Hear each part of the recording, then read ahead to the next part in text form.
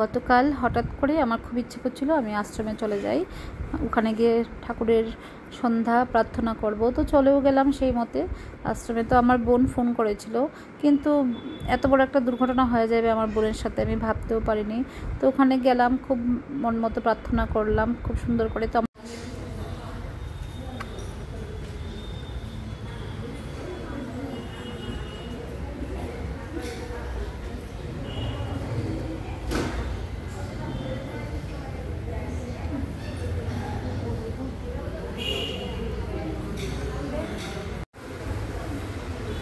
প্রশ্রয়কে ওই অবগুণের অযথা ইন্ধন হতে দিও না, বরং তার পরিশুদ্ধি প্রয়াসী ও সত্তা পোষণী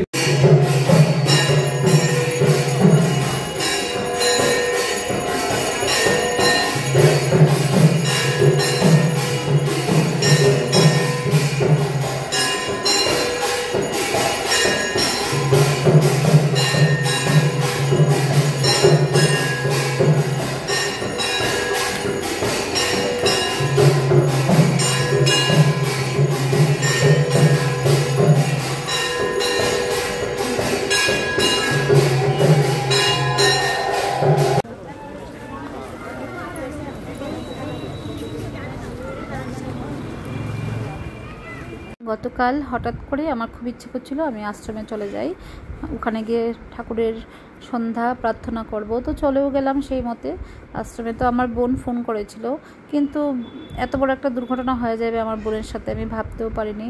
তো ওখানে গেলাম, খুব মন মতো প্রার্থনা করলাম খুব সুন্দর করে। তো আমার বোন ফোন করলো যে তুই কোথায়? তো আমি বললাম যে আমি ঠাকুর আশ্রমে আছি, তারপর আমি জগন্নাথ বাড়িতে যাব। তো আমার বোন বলেছে যে দিদি আমিও যাব।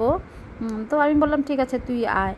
তো এসে ও বলছে আসে, ও নাকি জগন্নাথ বাড়িতে যাওয়ার খুব ইচ্ছা অনেক, কারণ বছরখানেক ধরে যায় না। তো ঠিক আছে আমি ভাবলাম যে দুই বোন মিলে চলে যাব আশ্রমে, কিন্তু ও আসছে না। আমার একটা টেনশান হচ্ছিল। হঠাৎ করে ও ফোন করলো যে দিদি আমি তো পড়ে গেছি রিক্সা থেকে। বিশ্বাস করবে না তোমরা, কথাটা শুনে আমার কেন জানি শ্বাস বন্ধ হয়ে গেছিলো। তা ম্যাগনেট ক্লাবের সামনে, তারপর তাড়াতাড়ি করে রিক্সা দিয়ে সোজা ম্যাগনেট ক্লাবের সামনে গেলাম। গিয়ে দেখলাম বোন পায়ে প্রচণ্ড ব্যথা পেয়েছে, খুবই ব্যথা। তো এরপর ওকে নিয়ে আইলেসে গেলাম, গিয়ে সবাইকে ফোন টোন করলাম। কিছুদিন আগে ও বোনের মেয়েও খুব অসুস্থ ছিল, হায়দ্রাবাদ থেকে চিকিৎসা করেছে। তো পায়ে খুব ভালোই ব্যথা পেয়েছে, প্রেশারটাও প্রচণ্ড হাই দেখতে পাচ্ছ। আস্তে আস্তে বোনকে আমরা নিয়ে আসলাম আমার বাবার বাড়িতে। দেখো ভাই কীভাবে বোনকে আনছে, বোন প্রচণ্ড ব্যথা পেয়েছে পায়ে। আস্তে আস্তে সত্যি এত খারাপ লাগছে কি বলবো।